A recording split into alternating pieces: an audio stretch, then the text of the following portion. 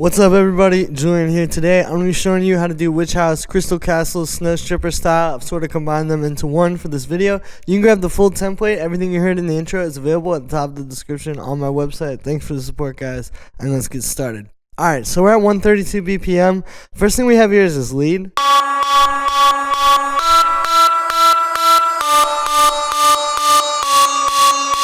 So musically what we're doing here is we're in F sharp minor, so it's actually playing like our 5th, 7th, and then the 6th, right? And then if you hear that over the chord progression,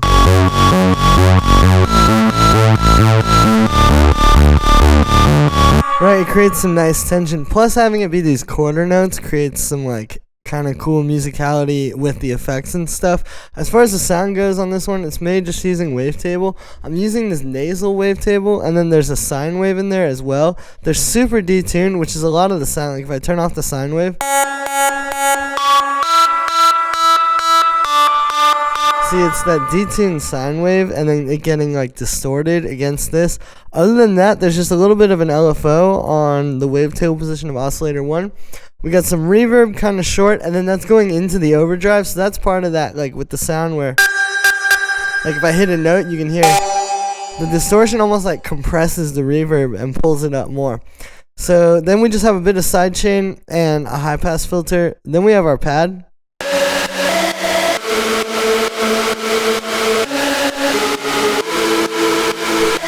So what's really happening here is kind of like two melodies, essentially. We have, right, which is basically just like a melody, and again in that F sharp minor key that just fits well over the bass. But then this becomes more of a pad because we're sort of creating like this chord melody where then we got this one under it. So with that one, we're going to be going root, 3rd, 6th, 7th, 5th, 7th, excuse me. So we're basically creating kind of like that, those two melodies, and then they play together. Also rhythmically with the drums. Right, that sort of 8th note groove is really nice. As far as the sound on this one goes, it's honestly pretty simple. It's basically just two saw waves, or a saw wave and a square wave. The square wave is an octave up, and there's just all the unison that you can literally put on here on that. And then we just have a high pass filter, and we're side chaining it to the kick. You could definitely freak this more if you wanted to, although I think there was already, like with the bass and the lead, kind of a lot going on. So you just want this to be more like reliable and kind of in the middle. Then we got the bass line.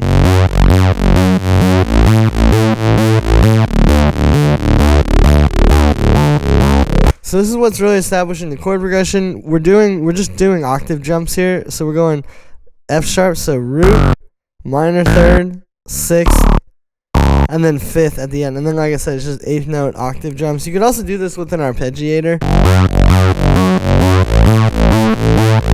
Now for the sound on this one, it's made with analog, and it's actually pretty basic, but then there's some stuff after it. So this is what it sounds like straight out of the synth. It's just two saw waves, low pass filter with a bit of an envelope that's like short like that. Some unison, and then the other thing here is I got the glide on, and then I set the voices to mono. You don't hear it that much because it's fast. See, if I turn that up, it's literally gliding between each note, which kind of adds to that just creepy, weird sort of witch house feel that you want. So then to get more texture on this, I have this saturator, which is not doing much, but then there's this LFO moving the period on that, on the wave shaper section.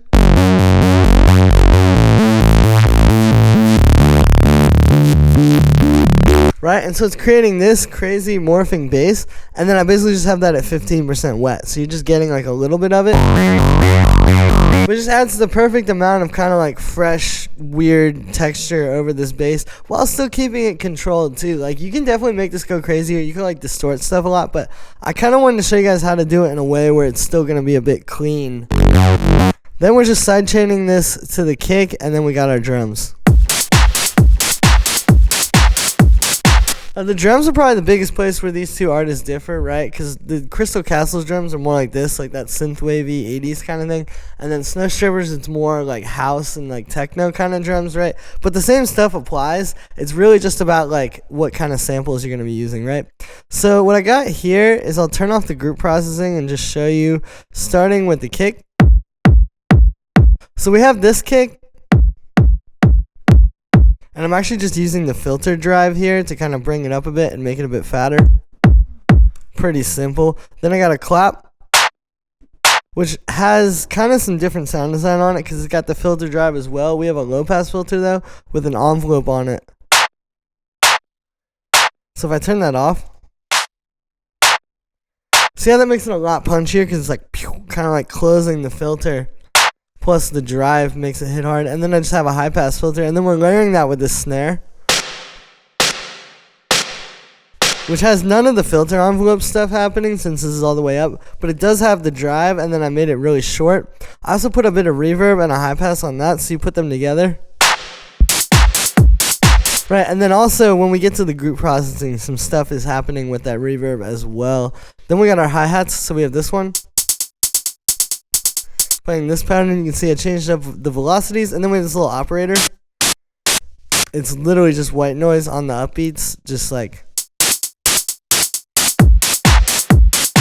kind of emphasizing that upbeat a little bit and adding some more groove. And then on all the drums at once, we have a bit of glue compressor. So you can see what I was saying about that reverb. That's the compression, and it really brings out the reverb and makes it more like rhythmic. But then we just bring the dry wet down. And there you go. And then I got a little bit of this redux. You can hear just crunching everything. Making it super nice and lo-fi. And there we go.